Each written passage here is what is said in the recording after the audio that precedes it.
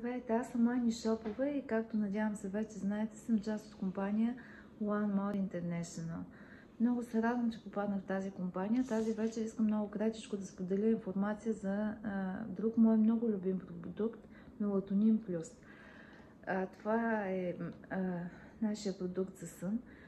Аз го ползвам и съм изключително доволна. Пластирите са 24 броя в опаковка. Изглеждат по този начин.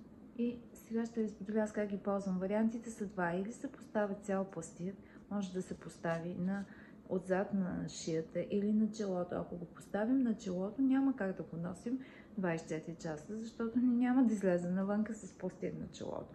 Така, и аз затова съм направила нещо, което не мога да кажа дали е правилно или не. В принцип правим нещата както ги усещаме, когато почнем да ползваме пластирите. Аз ги разделям на две и тази половинка я слагам на челото. И това ми е напълно достатъчно. Случвало се да съм уморена, да съм притеснена, да съм напрегната.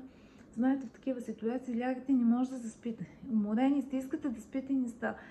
Тогава се сещам, че не съм си сложила мелатонинчето, слагам пластира и заспивам като бебе.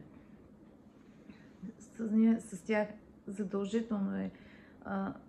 Винаги е бил пълноценен. Откакто ги ползвам, легнали се с пластир, аз заспивам веднага, спа страшно сладко, много хубаво спа и се събуждам наспана и отпочинала. Има и друг страничен ефект от ползването на тези продукти при мен. Това е, че много отпусна нервната ми система. Аз се чувствам много по-спокойна, много по-общителна, започнах повече да говоря. Събрах смелост да правя видеа за продуктите, нещо, което преди ми беше супер некомфортно.